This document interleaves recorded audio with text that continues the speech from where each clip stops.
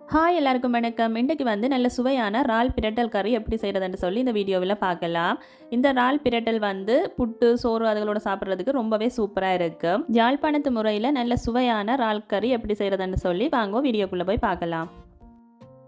நான் இன்றைக்கு 1/2 கிலோ இறால் எடுத்துருக்கிறேன். இறாலை வந்து நல்ல வடிவாக க்ளீன் பண்ணி அதோட குடல் எல்லாம் எடுத்து நல்ல வடிவாக கழுவிட்டு எடுத்து வச்சிருக்கிறேன். இந்த இறாலை வந்து நாங்கள் பொரிச்சு போட்டு தான் கறி வைக்க போகிறோம். அதுக்காண்டி நான் இப்போ உப்பு, மஞ்சள் தூள், மிளகாய் தூள் சேர்த்து இதை வந்து நல்லா பிரட்டிட்டு ஒரு 10 நிமிஷம் ஊற வச்சுட்டு அதுக்கு பிறகு வந்து எண்ணெயில் பொரித்து எடுக்க போகிறேன். பொரித்து எடுத்துட்டு நீங்கள் கறி செய்தீங்கன்னு சொன்னால் ரொம்பவே டேஸ்ட்டாக இருக்கும்.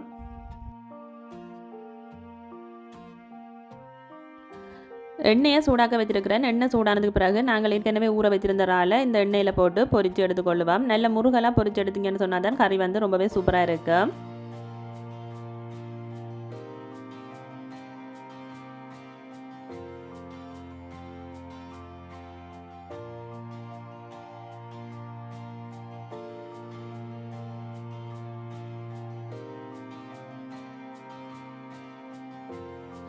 இந்த மாதிரி நல்ல முருகலாக பொரித்து எடுத்துக்கொள்ளுங்க.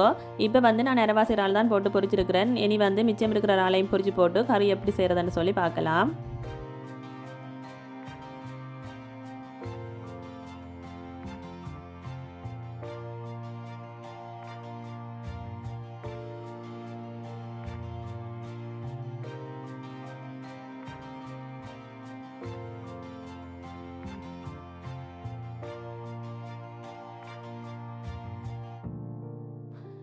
இப்போ வந்து இறால் எல்லாத்தையும் பொரித்து எடுத்துட்டேன். இனி வந்து கறி எப்படி வைக்கிறதுன்னு சொல்லி பார்ப்போம்.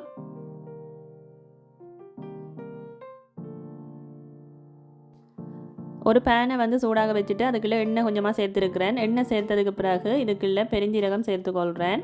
பெருஞ்சீரகம் கொஞ்சம் பொரிஞ்சதுக்கு பிறகு 2 பச்சை மிளகாயும் 2 பெரிய வெங்காயத்தையும் வெட்டி சேர்த்துக்கொள்கிறேன். வெங்காயம் வந்து நிறைய சேர்த்துக்கொள்ளுங்க, அப்போ தான் வந்து நல்ல டேஸ்ட்டாக இருக்கும். வெங்காயம் வதங்குறதுக்காக உப்பு சேர்த்துக்கொள்கிறேன். உப்பை சேர்த்துட்டு நல்ல வடிவாக கலந்து போட்டு இதை வந்து வதக்கி கொள்ளுவோம். வெங்காயம் வந்து நல்லா பொரிஞ்சு வர வேணும், அது வரைக்கும் நல்ல வடிவாக வதக்கி கொள்ளுங்க.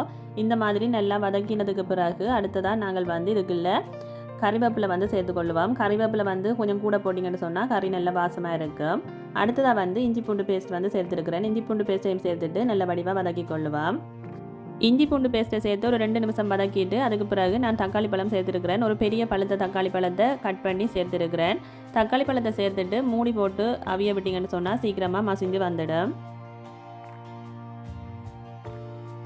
தக்காளி பழம் நல்லா மசிஞ்சு வந்துட்டது. இனி வந்து இதுக்குள்ளே புளி கரைசல் சேர்த்துக்கொள்ளுவோம். புளி வந்து உங்களுடைய டேஸ்ட்டுக்கு ஏற்ற மாதிரி நீங்கள் சேர்த்துக்கொள்ளுங்க. நான் புளியை கரைச்சி வச்சுருக்கிறேன். அதில் வந்து எனக்கு தேவைக்கு ஏற்ற மாதிரி நான் சேர்த்துருக்கிறேன்.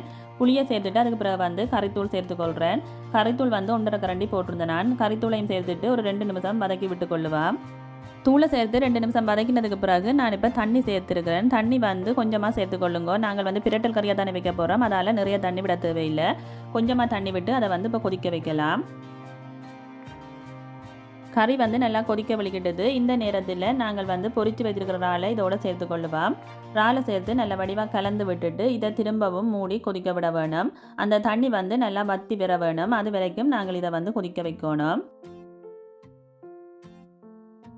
இப்போ பார்த்தீங்கன்னு சொன்னால் தண்ணி வந்து ஓரளவுக்கு வற்றிட்டுது, பிரட்டல் கறியாக வந்துட்டுது. இன்னும் வந்து கொஞ்சம் நேரம் நாங்கள் வதக்கணும். அந்த தண்ணி தன்மையெல்லாம் போய் எண்ணெய் பிரிஞ்சு வர வரைக்கும் நல்லா வந்து வதக்கி கொள்ளணும். கடைசியாக நான் இதுக்குள்ளே கொஞ்சமாக தேங்காய் பால் சேர்த்துருக்கிறேன். நல்லா தடிப்பான தேங்காய் பாலாக சேர்த்துக்கொள்ளுங்க. தேங்காய் பாலை சேர்த்துட்டு நல்லா வந்து பிரட்டி விட்டுக்கொள்ளுங்க. இது வந்து நல்லா எண்ணெயில் பொரிஞ்சு எண்ணெயெல்லாம் பிரிஞ்சு வர வேணும். இந்த மாதிரி நல்லா எண்ணெயெல்லாம் பிரிஞ்சு நல்ல பிரட்டல் கறியாக வந்துட்டுது. இந்த பதத்துக்கு வர வரைக்கும் நீங்கள் வந்து வதக்கி கொள்ளணும். அப்போ தான் வந்து கறி நல்ல டேஸ்ட்டாக இருக்கும். இப்போ பார்த்தீங்களன்னு சொன்னால் நல்ல சுவையான இறால் பிரட்டல் கறி ரெடி ஆகிட்டுது. நல்ல டேஸ்ட்டாக இருந்துச்சு. கட்டாயம் நீங்களும் ட்ரை பண்ணி பாருங்க, ரொம்பவே நல்லா இருந்துச்சு. செய்து பார்த்துட்டு எப்படி வந்துச்சுன்றதை மறக்காமல் கமெண்ட் பண்ணுங்க. வேறு ஒரு ரெசிபியோட வந்து உங்களை சந்திக்கிறேன். பாய்.